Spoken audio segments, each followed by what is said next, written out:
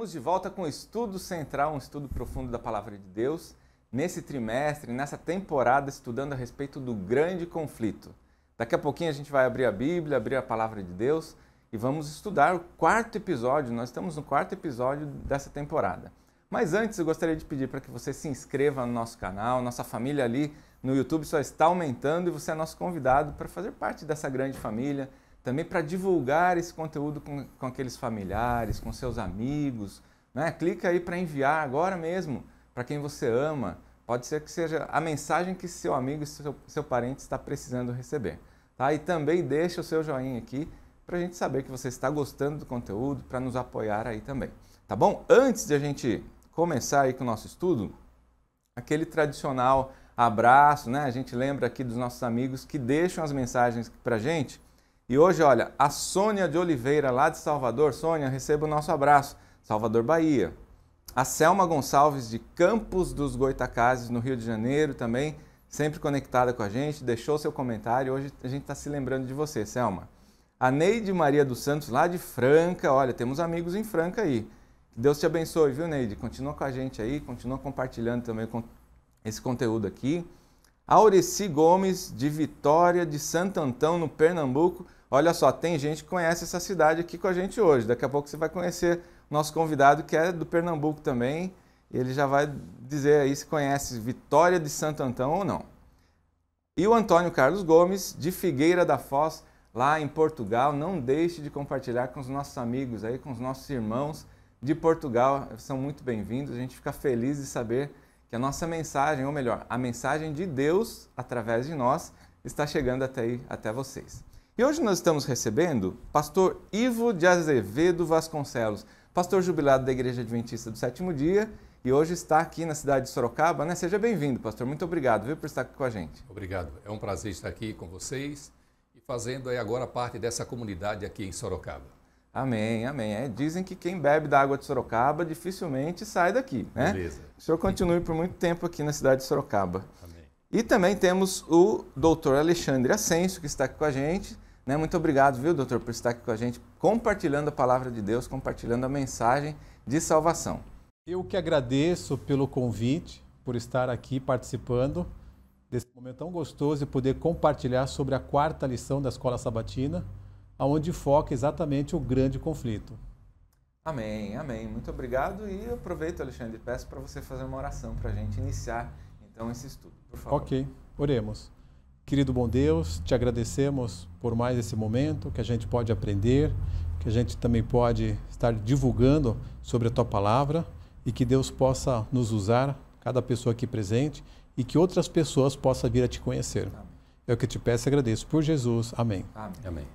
Muito bem, você já conhece a lição, nosso guia de estudos, a lição da Escola Sabatina, né? Se você ainda não tem esse guia, nosso link para acesso ao PDF vai estar aqui na descrição do vídeo.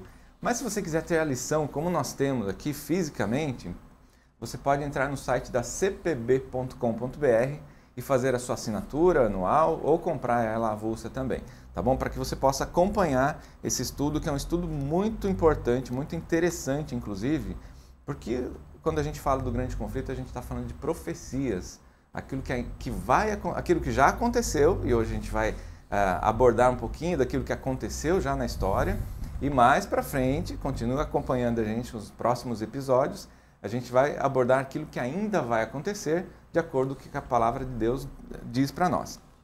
E o tema dessa lição, lição número 4, o tema é Em Defesa da Verdade. E o verso para memorizar, eu vou pedir para o Alexandre ler para a gente, pode ser, Alexandre, por favor? Posso sim. E assim como Moisés levantou a serpente no deserto, assim também é necessário que o Filho do Homem seja levantado para que todo aquele que nele crê tenha a vida eterna. Tenha a vida eterna. Perfeito. E aí, às vezes, eu me pergunto, né? Será que Deus precisaria mesmo do ser humano tão pequeno, tão frágil, para fazer o trabalho dele? Ou seja, levar a palavra de Deus? Né? É uma missão que Deus nos dá, né, pastor? Ele fala, ó, ide, né? Em alguns momentos da Bíblia, ele fala, ide por todo mundo e pregar essa mensagem. É uma mensagem de amor, de esperança, da salvação em Cristo Jesus. Verdade. É um privilégio para a gente, como seres humanos, criados, no caso por Deus, e agora Ele nos dá essa responsabilidade e essa incumbência.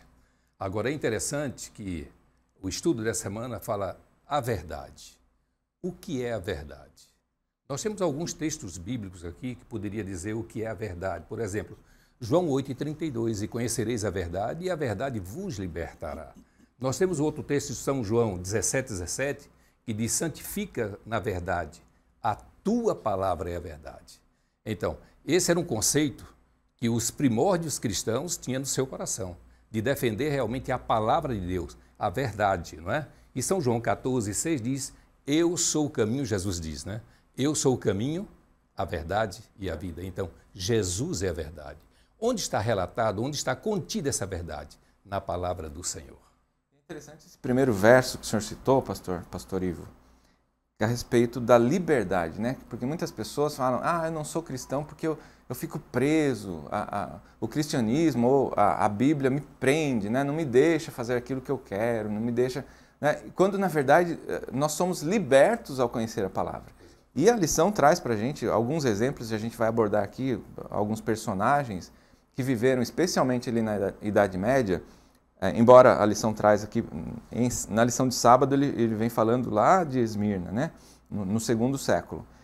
E mais para frente, na Idade Média, pessoas que foram fiéis e foram fiéis até a morte, né? A gente vai guardar ainda esses personagens mais para frente, mas eu gostaria de citar então Policarpo, que ele foi líder da igreja lá na Esmirna, no século II, né? E diz que uma vez por ano as pessoas se reuniam para queimar incenso aos deuses romanos, né? Queimar incenso aos deuses, adorar aos deuses romanos. E Policarpo, então, ele se recusou, assim como Daniel, seus amigos, assim como outros personagens da Bíblia, se recusaram a adorar falsos deuses, né? Falsos deuses, aquele que não é o Deus verdadeiro, aquele Deus que nós conhecemos, criador e mantenedor de tudo que nós conhecemos. Então, ele foi açoitado, né? Olha, você tem a oportunidade, você tem chance, olha, estou te dando a oportunidade. Você negue esse Deus aí e acenda esse incenso, né? Se humilhe perante esses nossos deuses. E o que aconteceu com ele? Foi queimado em praça pública, né? E é interessante que quando ele chegou a esse ponto de confronto, ele falou, se Deus nunca fez nada por mim, por que eu vou? Não tem nada que desabone que ele tenha feito por mim. Então, pelo contrário, eu vou ser fiel a ele até a morte, né? Com 86 anos, eu estou aqui e vou permanecer fiel, né? 86 anos servindo a Deus, e Deus nunca deu um motivo para ele negar a Deus, né? Então, assim, Deus é fiel, né? Apesar de ele ter passado pela morte, né? A palavra de Deus diz que aqueles que morreram em Cristo serão ressuscitados, né? Terão a vida eterna e tudo mais. A gente vai estudar mais para frente aí nas próximas lições. Mas pessoas foram perseguidas, muito mais pessoas, né, pastor, ao longo aí da história. Sim, nós vamos ver durante a lição, né, e nós tivemos um período, né, um período que eu poderia dizer um período crítico aí de grande perseguição. Não sei se você vai entrar já nesse assunto aí. Podemos. Na verdade, ele cita aqui, então, Daniel, né, Daniel 7, 21 e 25, que depois é confirmado, olha só, Daniel 7, lá no Antigo Testamento, ele cita, então, que a mulher, ou seja, a igreja, seria mandada ao deserto, porque ela sofreu uma perseguição, e seria amparada nesse período. E lá no Novo Testamento, no último livro da Bíblia, ele confirma essa profecia, né? Apocalipse 12, 14, a mulher, ou seja, a igreja, porém fugiu para o deserto, onde Deus lhe havia preparado um lugar. Exato. Aparentemente, vou fugir, não tenho para onde ir, né? Mas Deus estava preparando tudo. E aí tem só uma coisinha, um ponto que eu gostaria que o senhor abordasse para a gente, que é uma interrogação, talvez, na mente de muitos dos nossos amigos que nos acompanham. A Bíblia cita tempo, tempos e metade de um tempo. Agora eu vou jogar essa batata quente para o senhor aí, pastor. Vamos, é interessante que Deus não deixa o seu povo sem uma orientação segura, não é? Então, ele mostra dizendo, olha, haverá um tempo de muita angústia, né? Um tempo da história que vai ser de muita perseguição, no caso, para os cristãos. Você vê, a igreja de Esmirna foi logo pós Jesus Cristo ali. Século I, II, não é? Depois vem, no caso, toda uma perseguição acirrada E agora você entra num tempo profético, que é falado lá em Daniel, capítulo 7, e depois, como você falou, ele é ratificado, é a mesma profecia. Mas vamos ler então Daniel capítulo 7, versículo pelo menos o 25, que diz o seguinte: proferirá palavras contra o Altíssimo, magoará os santos do Altíssimo, ou seja, esse poder, não é? Poder. Inicialmente, iniciou com o poder o Império Imperial Romano e depois um império religioso, não é? O império religioso. Mas vamos continuar. Magoará os santos do Altíssimo e cuidará em mudar os tempos e a lei.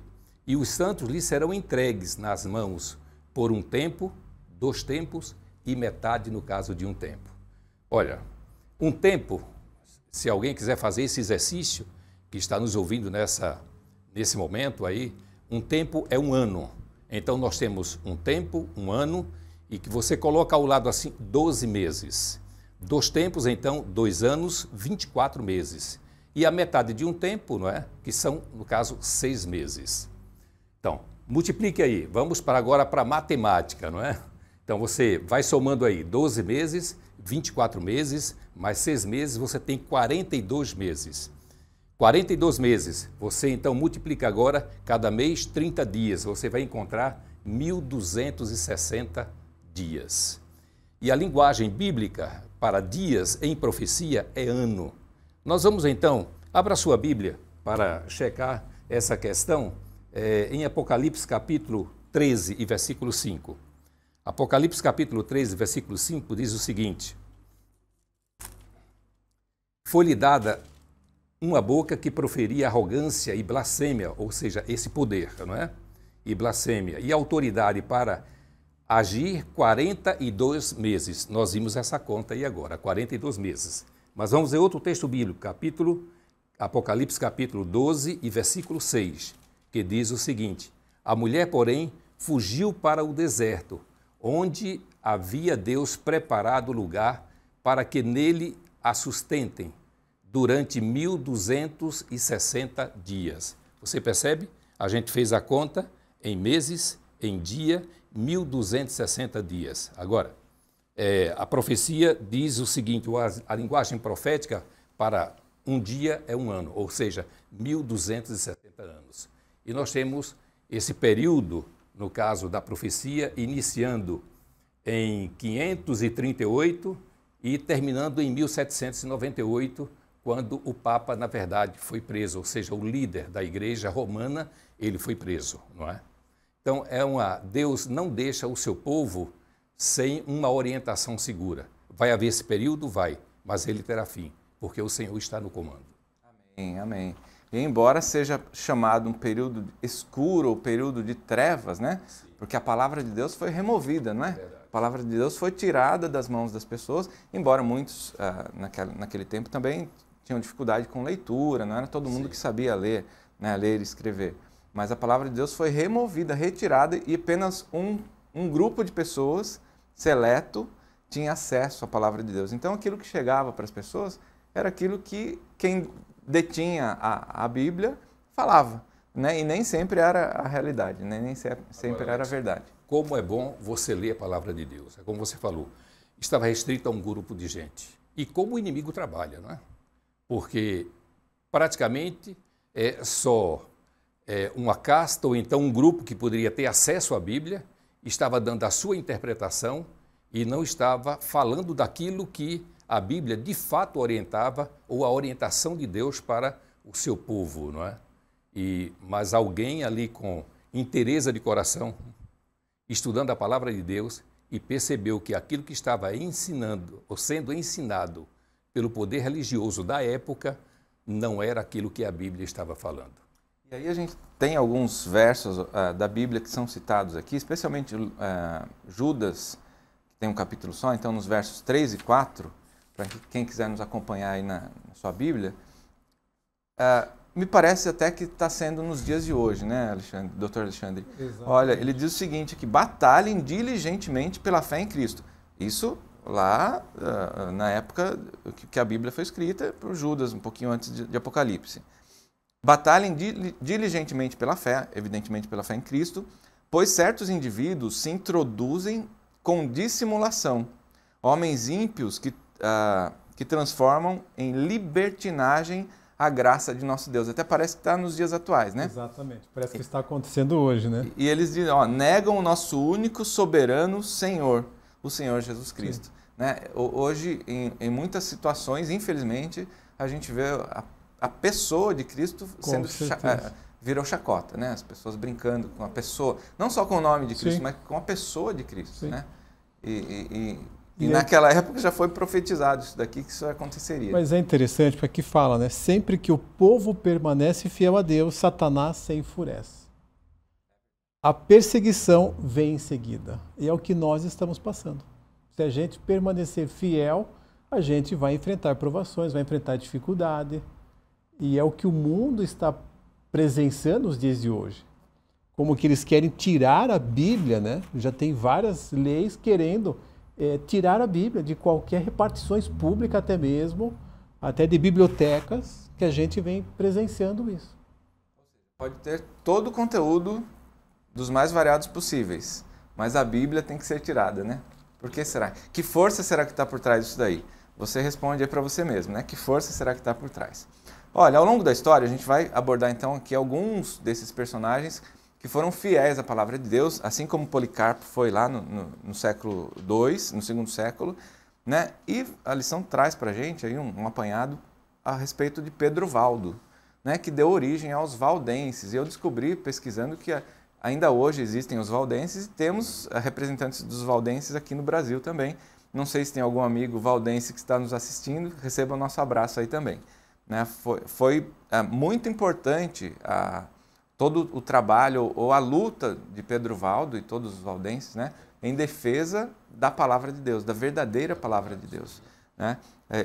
Assim, Pedro Valdo ele era um comerciante muito rico, que ao conhecer profundamente a palavra de Deus, ele abandonou tudo, né, fez um voto ali de pobreza, de viver com aquilo que Deus daria para ele, mas defendendo a palavra de Deus, custasse o que custasse. Né? E ele faz esse convite para nós hoje também, defendemos a palavra de Deus, custe o que custar. O que vocês gostariam de compartilhar com a gente? Fala que eles eram campeões da verdade. Uhum. Que bonito, né? Porque assim como os discípulos de Jesus, quando eram mortos, pessoas e mais pessoas eram, através do Espírito Santo, eram convertidas. Né? À medida que os fiéis eram mortos, muitos eram convertidos ali. E com esses personagens aqui da Idade Média também não era diferente, né? Alex, é o seguinte, olha, essa questão dos valdenses me chama muita atenção dois aspectos. Primeiro, em busca da verdade. É a verdade, nós vamos defender a verdade. Essa é a lição, no caso dessa semana. Não é? Mas a verdade, você só conhece quando você vai em busca dessa verdade. E eles iam em busca dessa verdade. Eles estavam agora nesse período medieval, no período escuro, ou dentro dessa profecia bíblica de 1260 anos. E tiveram, na verdade, que sair do seu meio pela perseguição que eles estavam encontrando, se deparando. Tiveram que morar agora nas montanhas, não é? No sul da França, e tiveram que viver lá. É interessante que eles tinham a consciência de que deveria preservar a verdade. Ler a Bíblia Sagrada, passar para os seus filhos, e eu imagino as mães também transmitindo a verdade de Deus para os seus filhos. E incutia, não é? Ou inculcava na cabeça dos seus filhos que deveria ser fiel. Olha só que coisa tremenda, né? Deveria ser fiel. Eles decoravam a palavra de Deus para poder transmiti-la. Eles copiavam né?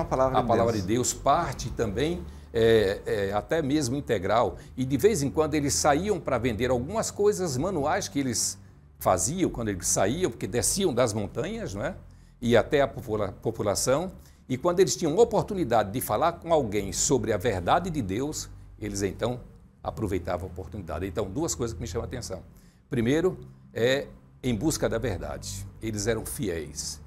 E depois, a ousadia de pregar essa verdade, ou essa mensagem, porque a verdade é o Senhor Jesus Cristo, de pregar o Evangelho como realmente o Senhor Jesus Cristo ensinou.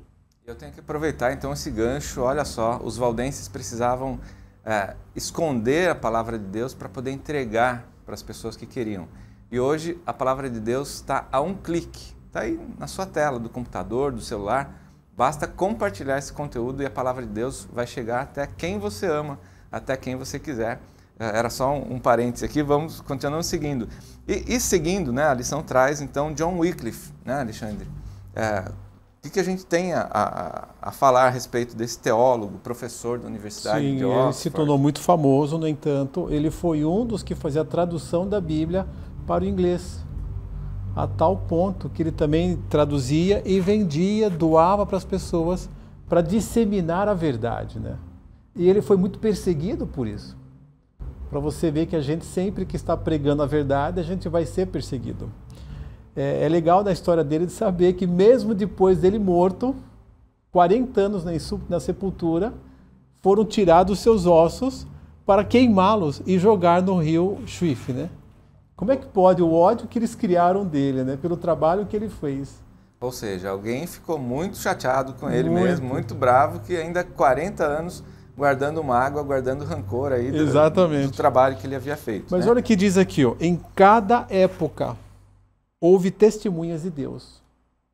Pessoas que guardavam no seu íntimo a fé em Cristo como único mediador entre Deus e o homem, que mantinha as Escrituras Sagradas como a única regra de fé e santificava o verdadeiro sábado. Olha que bonito, né?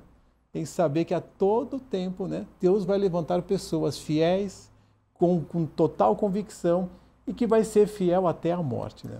Veja só, né? Nesse momento nós não estamos levantando bandeira alguma de religião. Exatamente. Né? Lá, claro, existia, né, a Roma Papal, que era a liderança política, o governo nas mãos ali da igreja, né, da Roma Papal, mas até então a gente está defendendo a palavra de Deus, a Bíblia, né, pastor? A Bíblia.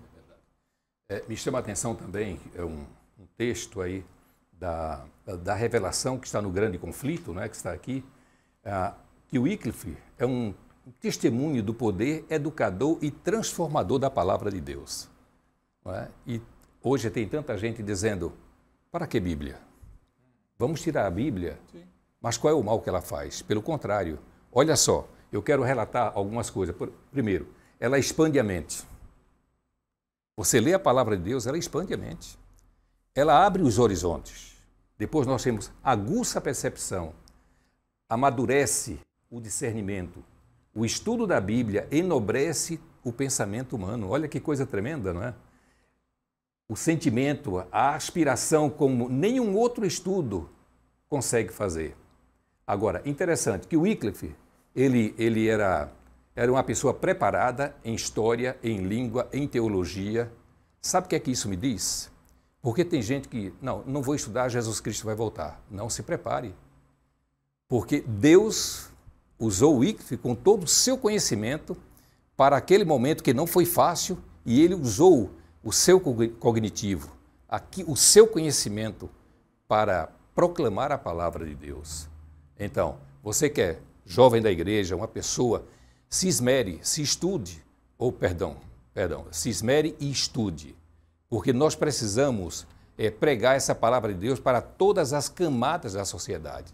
Pessoas mais simples e pessoas que têm um cognitivo mais elevado precisam receber essa mensagem, a verdade, que é a mensagem de salvação eterna. Isso vai de encontro com o que alguns pregam, né? Que o cristão, o evangélico, aquele que se espelha na Bíblia, é uma pessoa sem cultura, sem estudo. Pelo contrário, né? Um professor de Oxford, uma universidade que é referência até hoje, nos nossos dias, ele sim foi fiel à palavra de Deus, divulgava a palavra de Deus, traduzia, como o Dr. Alexandre nos falou, né? Mas vamos seguindo. Temos aqui o personagem de John Huss. O que esse personagem deixou para a gente aí como defesa da palavra de Deus, né? Ele foi um defensor da palavra de Deus como soberana, né? Como acima da lei dos homens. Afinal de contas, foi Deus quem escreveu a lei, né? Quem nos deixou as orientações. E aí, quando Jesus fala, eu sou a ressurreição e a vida, quem crê em mim, ainda que morra, viverá, e ele cita também, olha, sejam fiéis até a morte, ainda que tenha que morrer. Né? Porque às vezes a gente entende, seja fiel até a morte. Então, eu vou ser fiel a minha vida inteira até eu morrer. Não é esse o contexto aqui. Tem um acento aqui nesse A. Seja fiel até a morte. Mesmo que você tenha que morrer, pela palavra de Deus, ele diz, seja fiel até a morte, porque a coroa da vida vai ser dada. E a lição cita aqui também um exemplo da coroa, né? De como quando as pessoas eram mortas, eles colocavam uma coroa em cima do túmulo, né, dos mortos, para representar que eles foram, né, receberam de alguma forma uma honra ali, né? De Dionísio, né? E aí, eles faziam isso, né? Aí ele traz essa comparação, né? Sejam fiéis até a morte e a coroa verdadeira, a coroa da vida, quem vai dar para aqueles que herdarem é o próprio Jesus, né? Que convicção, né? Então, tanto João Hus como Jerônimo, eles tinham essa convicção também da palavra de Deus. Veja que vem numa crescente, né? Wycliffe pregando a verdade. Agora nós encontramos o João Hus e o Jerônimo também, ao lado, no caso da verdade, ele agora, ou eles dois, atuando na Boêmia, que hoje é a República Tcheca, não é? Fazendo seu trabalho, gente que veio realmente da Inglaterra e dos outros locais, e o evangelho estava se expandindo, né? Então, mesmo que a Bíblia não estava tendo acesso para as pessoas comuns, mas aqueles que estavam lá dentro estudando a Bíblia, né, preparando, no caso, até o caminho para a reforma, não é? Preparando o caminho para a reforma.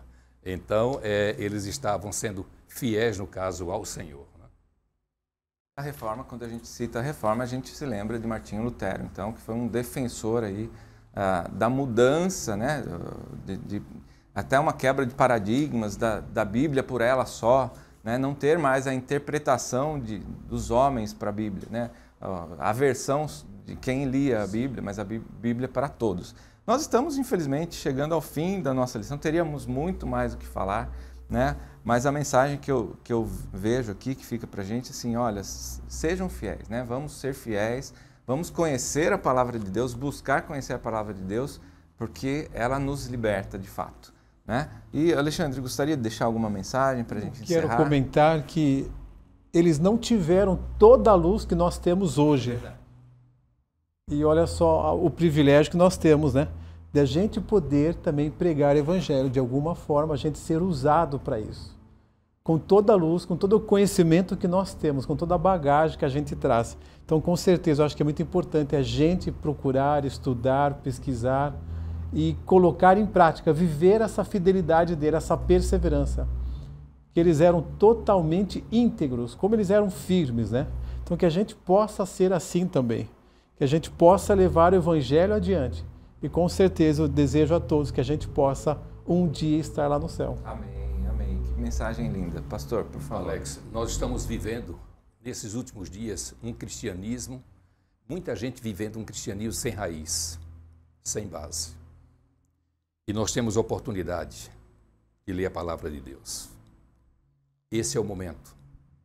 Se esmere na palavra de Deus. Tire tempo.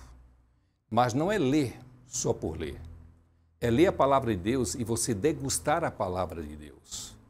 Imagina esses homens do passado, se eles não tivessem essa ousadia, né, se não tivessem enfrentado as dificuldades, até doar a sua vida, porque eles olhavam para Jesus, Jesus doou a sua vida. E agora, por que eu não vou me colocar ao lado da verdade? Seja fiel até a morte. Estude a palavra de Deus, porque continue estudando a lição, não é? Esse guia de estudo, nós vamos ver ainda muita coisa e nós vamos chegar a um tempo também muito difícil, agora, antes da volta do nosso Senhor Jesus Cristo. Mas se você tem a palavra de Deus no coração, Deus vai te dar ousadia e você vai ter fé e esperança para atravessar esses momentos, porque a vitória, ela é segura para todo aquele que crê. Amém, amém. Palavra forte, né? Palavra firme. Pastor, por favor, ora para a gente encerrar esse estudo, por favor. Bondoso Deus, Pai Santo, Deus Eterno, muito obrigado, Senhor. Muito obrigado pelo amor que nasceu no coração de Deus Pai, perpassou o coração de Deus Filho que deixou o seu trono e veio a esse mundo para nos dar a vida eterna. Muito obrigado também ao Espírito Santo, que tem trabalhado junto ao nosso coração e com todas as pessoas que estão nos ouvindo nesse momento. Permaneça trabalhando, Espírito Santo. Muito obrigado por essas verdades, porque esses exemplos falam muito alto para a gente. Pessoas que se doaram no passado, deram a sua vida, pessoas que morreram queimadas, mas por uma causa nobre, a palavra do Senhor. Por aquilo que Jesus Cristo também deu a sua vida para que nós tivéssemos vida em abundância. Dá a tua bênção para cada um de nós. Que a vitória seja segura em Jesus Cristo, nós suplicamos hoje e sempre. Amém, amém. E amém. Amém. Mais uma vez, doutor Alexandre, pastor Ivo, muito obrigado pela presença aqui. Muito obrigado por você que nos acompanha até o final desse estudo. Não perca, semana que vem tem mais. Fica com Deus.